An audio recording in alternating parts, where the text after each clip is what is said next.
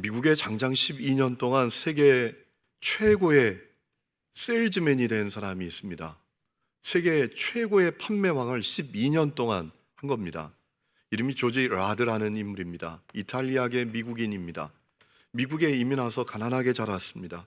여기저기 직장을 전전하다가 쉐보레라는 자동차 회사에 취업을 했습니다.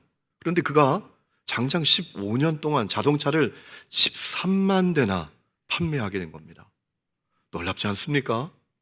한 사람이 자동차를 13만 대를 팔았다고요. 제가 이래서 든든하게 목회를 합니다. 우리 성도들은 웬만해서 별로 놀라지를 않아요. 대단한 겁니다. 그가 그의 자서전에서 자기가 어떻게 그렇게 많은 자동차를 판매했는지 그 세일즈의 비결을 밝혔는데 그것은 바로 친근함이었다라는 겁니다.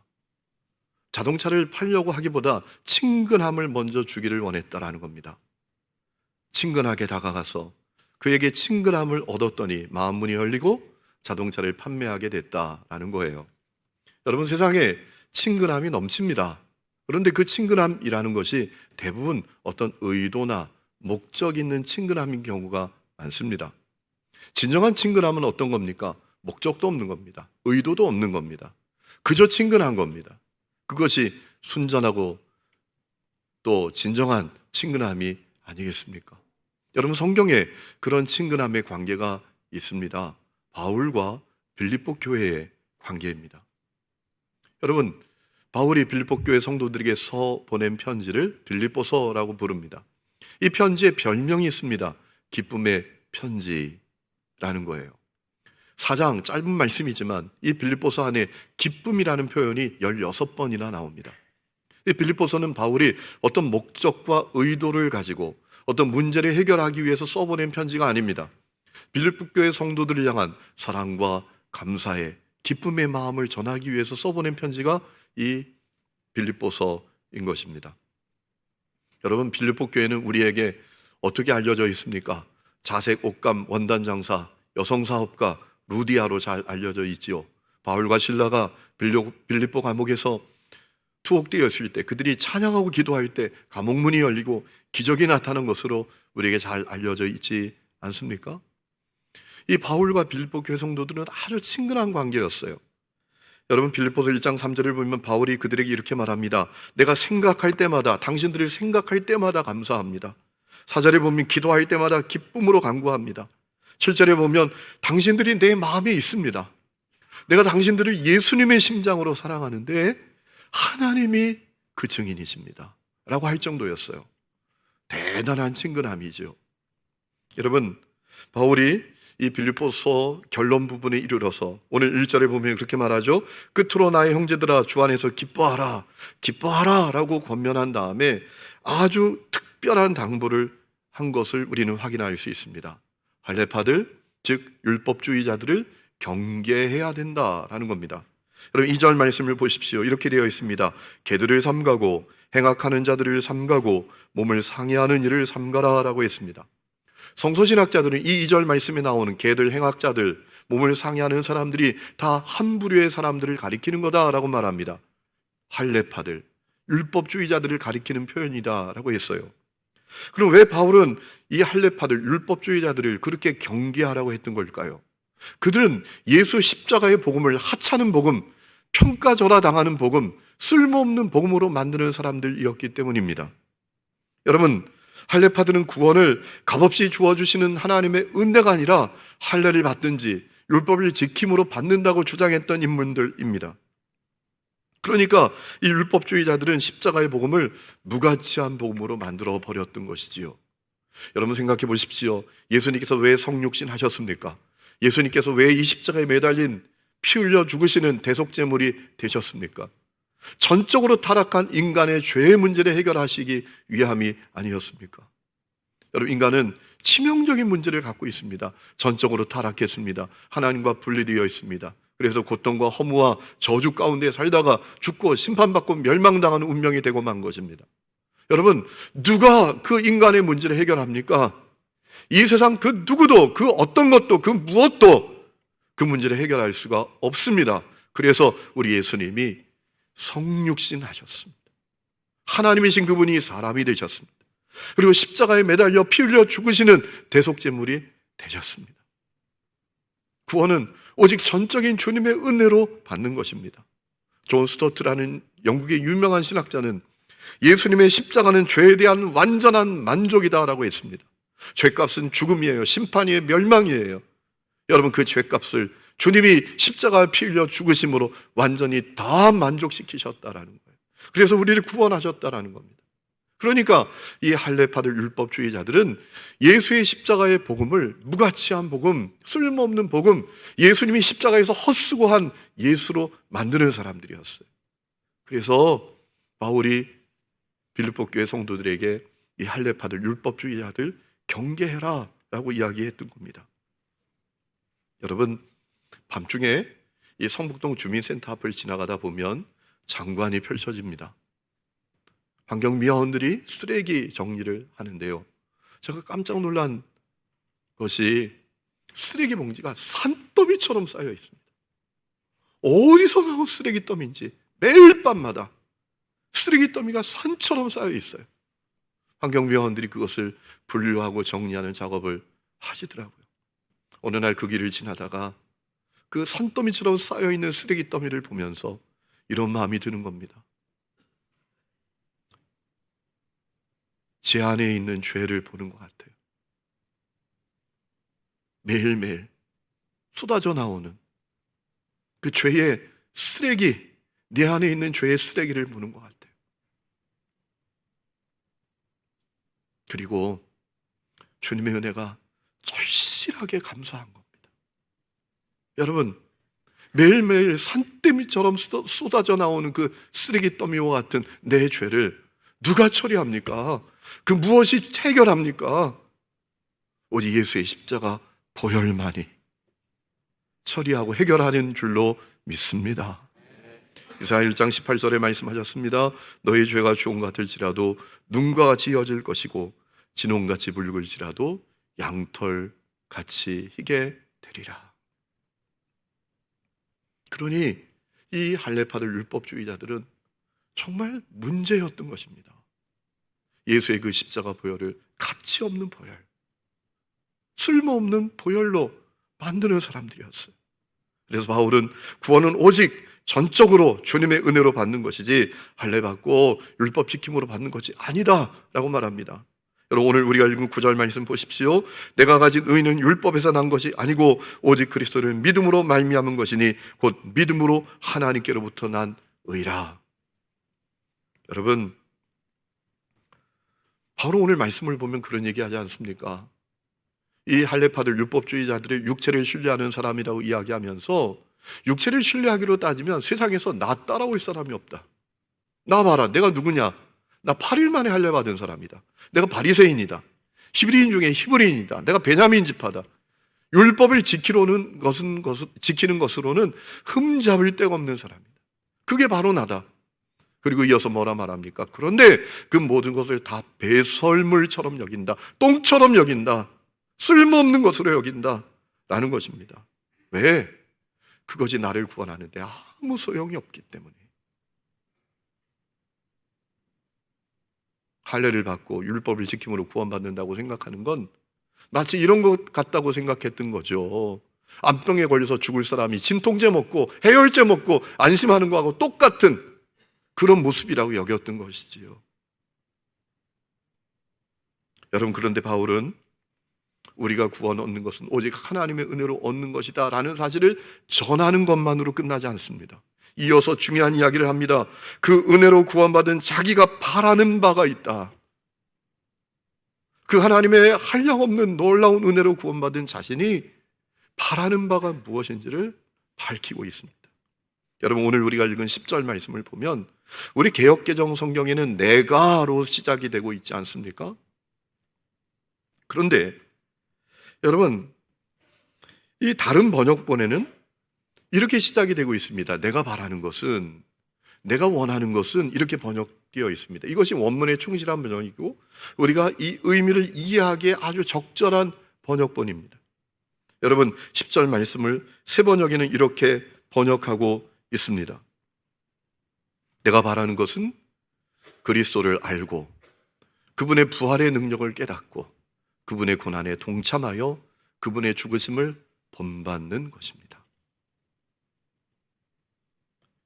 내가 바라는 것은 그리스도를 알고 그분의 부활의 능력을 깨닫고 그분의 고난에 동참하여 그분의 죽으심을 본받는 것입니다. 여러분, 바울은 이 말씀 가운데에서 그 한량없는 하나님의 은혜로 구원받은 자기가 원하는 것이 무엇인지를 크게 두 가지로 이야기하고 있습니다. 첫 번째는 그리스도를 알기를 원한다라는 겁니다. 예수님을 알기를 원한다라는 겁니다. 내가 바라는 것은 그리스도를 알고 나는 그리스도를 알기를 바랍니다 라는 거예요. 여러분, 왜 바울이 예수님을 알기를 원했을까요? 예수님이 하나님의 은혜의 핵심 아닙니까? 여러분, 우리가 하나님의 은혜로 구원받았다라고 말하는데 우리가 받은 하나님의 은혜는 무엇입니까? 예수님이 사람으로 성육신하시고 예수님이 내 죄값 치르기 위해서 십자가에 매달려 피 흘려 죽으시고 그리고 그 예수님을 믿음으로 구원 얻는 것, 그것이 우리가 받은 하나님의 은혜 아닙니까? 여러분, 하나님의 은혜의 핵심은 예수님이셨어요. 그래서 바울은 하나님의 은혜의 핵심 되신 예수님을 알기를 원했다라는 겁니다. 여러분, 그런데 그 예수님을 알기를 원했는데 보통 알기를 원한 게 아닙니다. 그저 교리적으로 지식적으로 알기를 원한 게 아닙니다. 깊이 알기를 원했습니다. 잘 알기를 원했습니다. 여러분, 10절에 나오는 이 알다라는 단어는 히라보로 기노스코입니다. 의미가 어떤 의미인가 하면 경험하여 알다, 깊이 알다, 친밀한 교제를 통하여 알다, 이런 의미예요. 그저 형식적으로, 개념적으로, 교리적으로, 지식적으로 아는 게 아니라 깊이 알다, 이런 뜻입니다. 왜 바울은 그렇게 예수님을 깊이 알기를 원했을까요? 사랑했기 때문입니다. 여러분, 우리가 누군가를 사랑한다는 건 뭡니까? 그를 알고 싶다는 겁니다. 그렇죠? 여러분, 누군가 사랑하는가 확인하고 싶으면 점검해 보시면 됩니다. 내가 그에 대해서 알기를 원하는가? 사랑하면 사랑하는 사람에 대해서 알고 싶어요. 그의 마음은 어떤지, 그의 상처는 무엇인지, 그의 문제는 무엇인지, 그가 바라보는 것이 무엇인지, 심지어 그의 식성까지도 알고 싶어요. 사랑하는 것은 알고 싶은 거예요. 여러분 주님을 사랑하십니까? 그렇다면 여러분, 주님을 알기를 바라십니까? 사랑은 하는 것 같은데 알기를 바라는 마음은 분명하지 않아. 여러분, 이거 점검해 보셔야 됩니다. 자, 그렇다면 바울은 어떻게 예수님을 알 수 있다고 여겼을까요? 예수님의 고난에 동참함으로였습니다. 내가 바라는 것은 그리스도를 알고, 그리고 그 뒤에 이런 표현이 나오죠. 그분의 고난에 동참하여. 주님의 고난에 동참함으로 주님을 알 수 있다고 여긴 겁니다. 여러분, 바울은 이미 예수님의 고난에 동참하고 있었습니다. 고린도후서 1장 5절 말씀을 보면 그리스도의 고난이 자기에게 넘친다고 했습니다.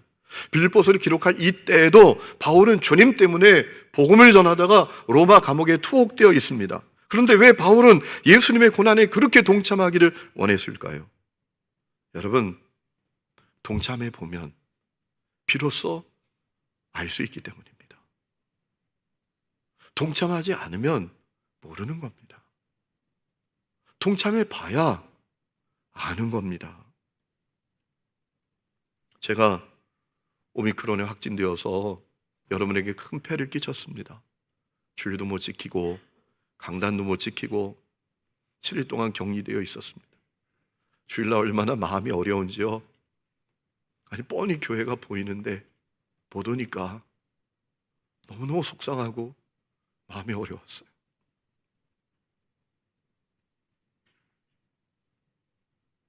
별로 아프지 않았거든요. 그냥 기침 정도 나고 가래 정도 나고 하루 이틀 정도 약간의 몸살 기운이 있고 그게 전부였는데 일주일 동안 격리되어 있으면서 참 마음이 쉽지 않았습니다. 하지만 오미크론 확진이 유익한 면이 있었어요.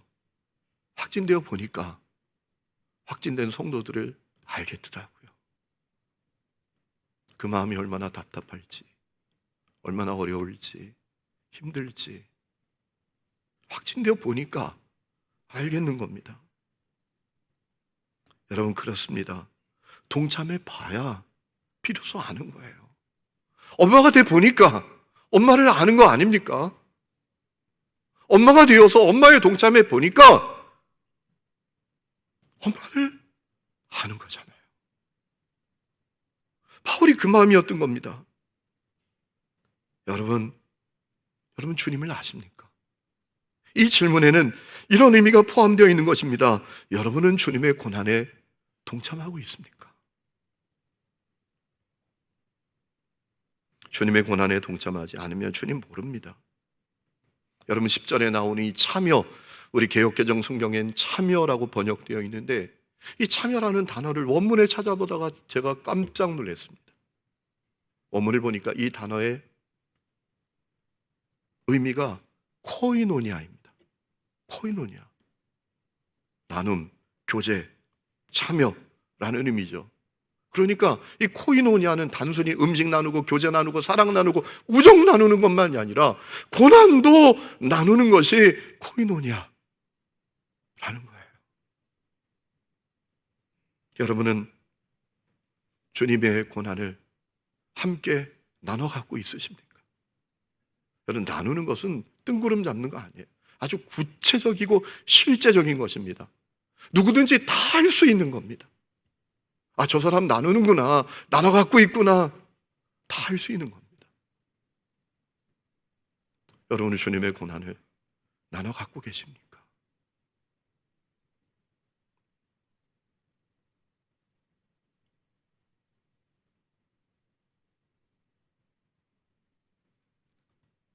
아니, 여러분의 주님과 고난을 나눌 마음은 있으십니까? 주님 받으신 고난을 내가 나눠 가져야지. 이 마음은 여러분에게 있으십니까? 우루과이 작은 성당 벽에 특별한 주기도문이 기록되어 있습니다. 내용은 이런 것입니다. 하늘에 계신 이라고 하지 말라. 세상만 바라보고 있으면서, 우리라 하지 말라. 너 자신만 생각하며 살아가면서, 아버지여 라고 하지 말라. 아들과 딸로 살지 않으면서, 아버지의 이름이 거룩히 빛나시며 하지 말라. 자기 이름만 빛나기를 원하면서, 아버지의 나라가 임하시오며 라고 하지 말라. 물질 만능의 나라를 원하면서, 아버지의 뜻이 하늘에서와 같이 땅에서도 이루어지소서라고 하지 말라. 너의 뜻대로 되기만을 원하면서, 오늘날 저에게 일용할 양식을 주시옵고라고 하지 말라. 너의 창고를 가득히 채울 마음만 갖고 있으면서, 저에게 잘못한 일을 용서하오니 저희 죄를 용서하시고 라고 하지 말라. 누군가를 아직도 용서하지 않으면서, 저희를 유혹에 빠지지 않게 하시고 라고 하지 말라. 죄 지은 기회를 찾아다니면서, 당한 악에서 구하소서라고 하지 말라. 악을 보고도 양심의 소리를 듣지 않으면서. 울림이 있는 내용입니다. 그렇다면 바울에게 있어서 자기가 주님의 고난에 참여한다라는 것은 구체적으로 어떤 것이었을까요? 빌립보서를 묵상하다 보면 답을 찾을 수 있습니다. 빌립보서 2장 말씀을 보면 바울이 주님의 마음을 품으라고 이야기하면서 주님이 받으신 고난에 대해서 이야기하는 내용이 나옵니다. 그렇게 말하죠. 너희 안에 이 마음을 품으라. 곧 그리스도 예수의 마음이니 그는 근본 하나님의 본체시나 하나님과 동등됨을 취할 것으로 여기지 아니하시고 오히려 자기를 비워 종의 형체를 가지사 사람들과 같이 되셨고 사람의 모양으로 나타나사 자기를 낮추시고 죽기까지 복종하셨으니 곧 십자가에 죽으심이라. 여러분, 이 말씀을 통해서 바울은 주님이 받으신 고난이 무엇인지를 분명하게 피력하고 있습니다. 두 가지로 전하고 있습니다. 첫 번째, 주님은 자기를 제한하셨다라는 겁니다. 우리 주님은 하나님이셨지만 자기를 사람으로, 종으로 제한하셨다라는 겁니다. 이 말씀을 통해서 바울이 주님의 고난에 참여하겠다, 동참하겠다, 주님과 고난을 나누겠다라고 했는데 그것이 어떤 것이었는지를 우리는 확인할 수가 있습니다. 주님이 자기를 제한하신 것처럼 자기도 자기를 제한하겠다, 이런 뜻입니다. 안도현이란 유명한 시인이 있습니다. 그가 이런 얘기를 하더라고요. 시가 뭐냐? 시는 제한의 예술이다 라는 거예요. 소설이나 일기는 자기의 감정이나 의지를 다 쏟아내놓는답니다. 그러나 시는 다른답니다. 감정을 최대한 제한해서 피력하는 것이 시다. 그래서 위대한 작품이 나온다 라고 하더라고요. 여러분, 그것은 우리 삶에서도 똑같은 것 같습니다. 갈라디아서 2장 말씀을 보면 성령의 9가지 열매가 나옵니다. 사랑, 희락, 화평, 자비, 양선, 충성, 온유, 인내, 절제. 여러분, 그 9가지 열매를 가만히 묵상하다 보면 한 가지 열매가 나머지 8개의 열매를 포대기처럼 감싸 안고 있는 것을 보게 됩니다. 그 한 가지 열매는 뭘까요? 절제라는 열매입니다. 제한이라는 열매로 바꿀 수도 있습니다. 여러분, 사랑하기 위해서 절제해야 하지 않습니까? 사랑하기 때문에 자기를 제한하지 않습니까? 절제 없이 자기를 제한하지 않고 사랑이 됩니까? 제한하지 않는 것이 사랑입니까? 어릴 때 저희 집이 망해서 지금 가만히 생각해 보면 양식도 부족했던 것 같아요. 저희 어머니가 그렇게 자주 밥을 끓여서 주는 거예요. 나중에 알겠더라고요. 밥을 왜 끓여주셨는지. 양식이 부족합니다. 그러니까 밥은 한 3주걱만 퍼서 펄펄 끓이면 이게 양이 엄청나게 불어납니다. 그리고 다 나눠 먹는 거예요. 지금 가만히 생각해 보면 저희 어머니가 안 드실 때가 많았어요.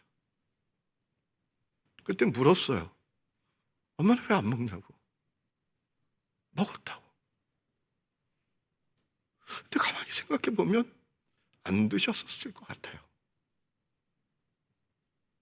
여러분, 제한 없이 사랑이 됩니까? 화평도 제한이 있어야 됩니다.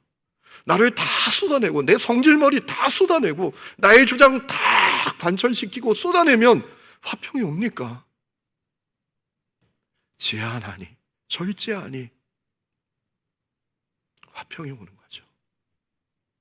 온유함도 인내도 다 똑같아요. 제한하니 인내도 하는 거죠. 제한하니 온유도 하는 거죠.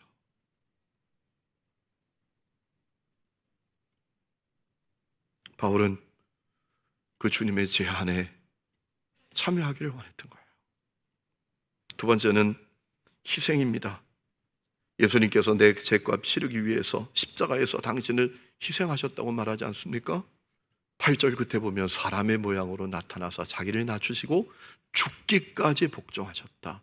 십자가에 죽으셨다. 주님이 당신을 희생하셨다라는 겁니다.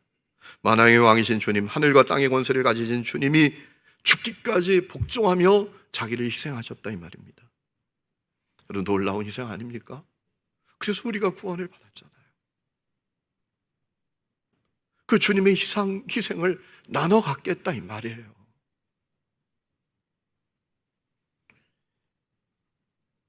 바울은 자기 제한과 희생이라는 주님의 권한을 나눠 갖길 원했습니다. 그때 주님을 분명히 알 수 있다고 여겼기 때문입니다.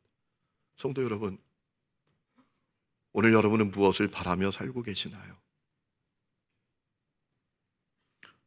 여러분이 주님을 알기를 원하십니까? 그렇다면 주님의 권한을 여러분 나눠 갖고 계십니까? 세상은 우리에게 뭐라고 속삭입니까? 너 자신을 제한하지 마라. 마음껏 펼쳐.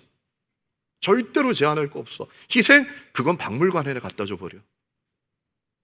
라고 우리에게 속삭입니다. 거슬러야 합니다. 거슬러야 합니다. 몰아내야 합니다. 요한복음 12장 24절에 주님께서 아주 중요한 말씀하셨어요. 예수님 당신께서 땅에 떨어져 썩는 많은 열매를 맺게 하는 한 알의 밀알이라고 하셨어요. 그리고 26절에 분명히 이렇게 말씀하셨어요. 바로 뒤에 이어서 사람이 나를 섬기려면 나를 따르라. 한 알의 밀알 되신 예수님처럼 따르라고.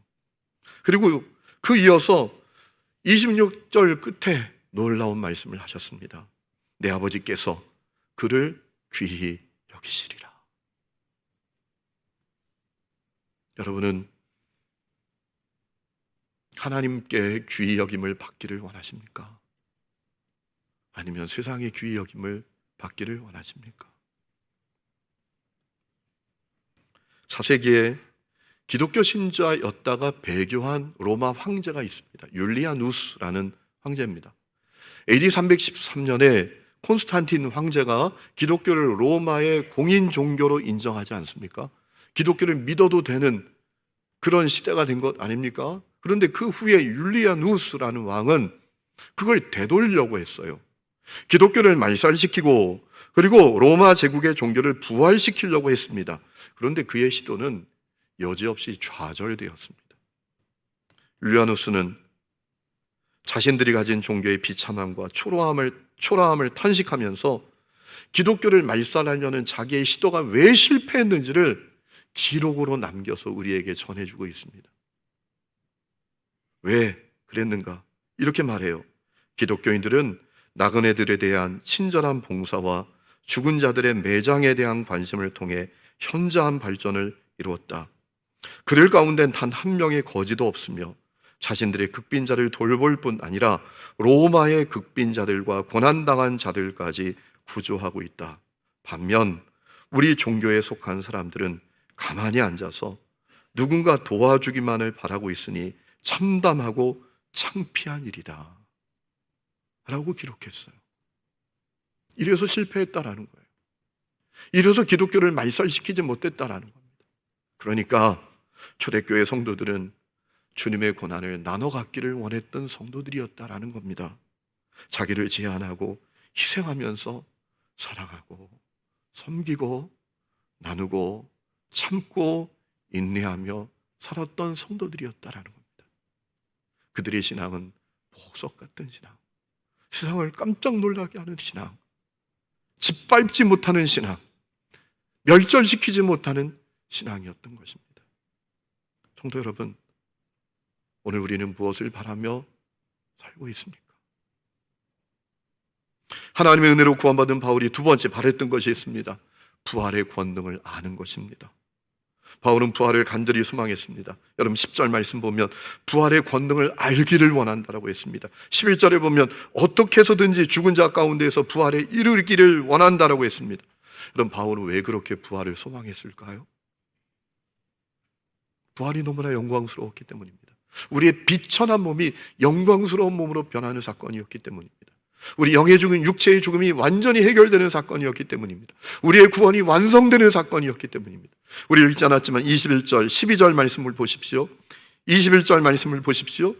이렇게 말합니다. 그가 이렇게 말합니다. 우리의 낮은 몸을 자기의 영광의 몸의 형체와 같이 변하게 하시리라. 이게 부활이라는 거예요. 우리의 비천한 몸이 영광스러운 몸으로 바뀌는 그 부활을 바울은 간절히 소망했다라는 겁니다. 12절 말씀을 보니까 그것을 잡으려고 달려간다. 여기서 말하는 그것은 부활이에요. 부활에 대한 말씀이 이어지는 겁니다. 부활을 얼마나 소망했는지 부활을 잡기 위해서 달려간다라는 겁니다. 여러분, 바울이 그렇게 부활을 소망했기 때문에 행했던 것이 있습니다. 주님의 죽으심을 본받는 것입니다.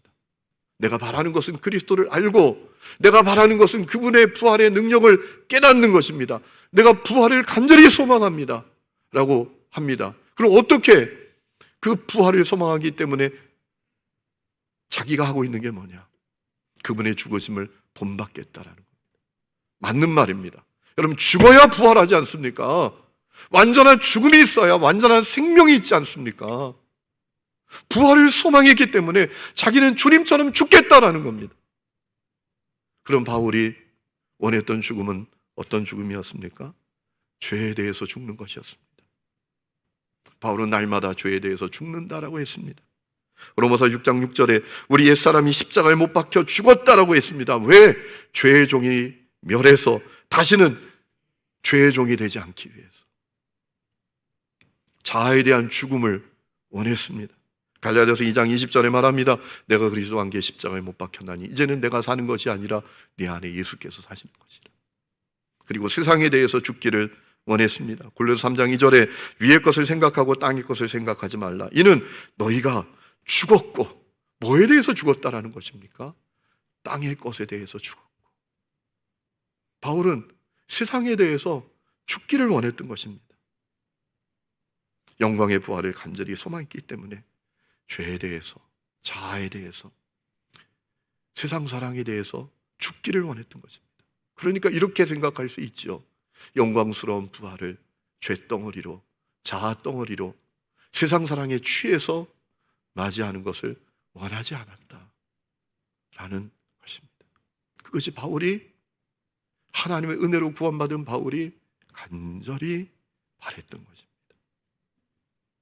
말씀을 마칩니다.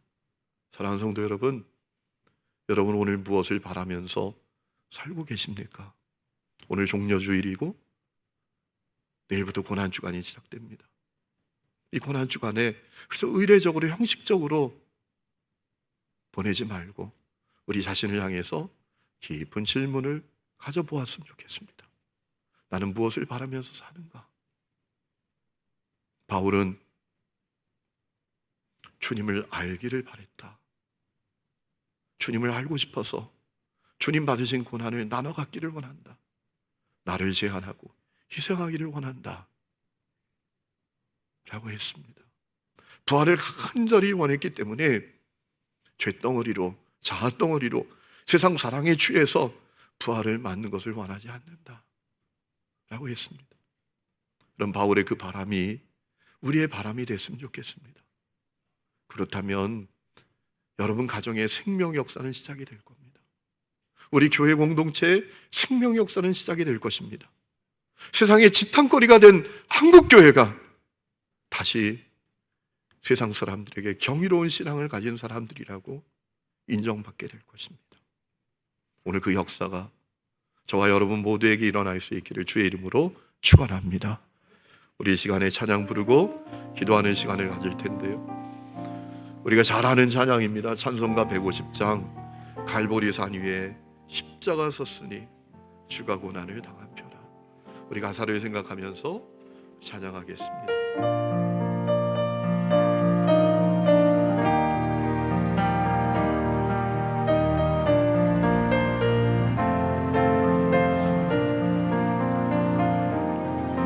갈보리 산 위에 십자가 섰으니 주가 고난을 당한 표라. 험한 십자가를 내가 사랑하니 주가 보혈을 흘리니라.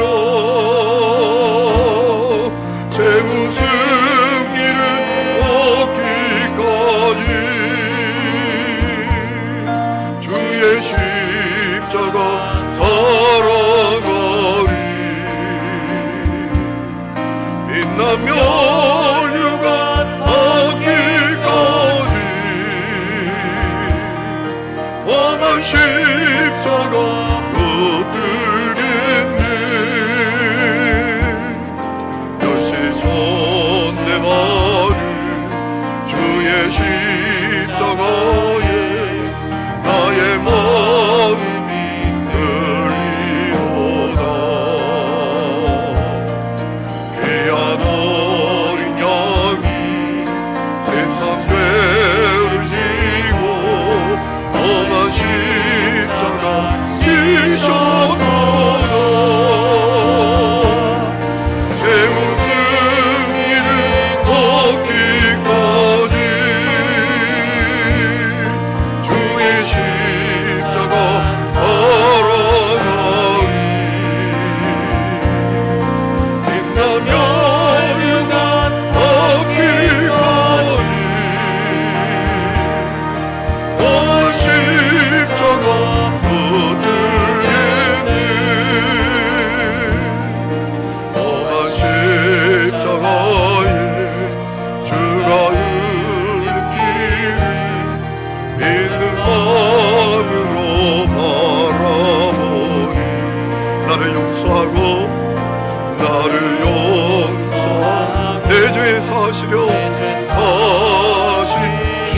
대신 보혈이라 보혈이라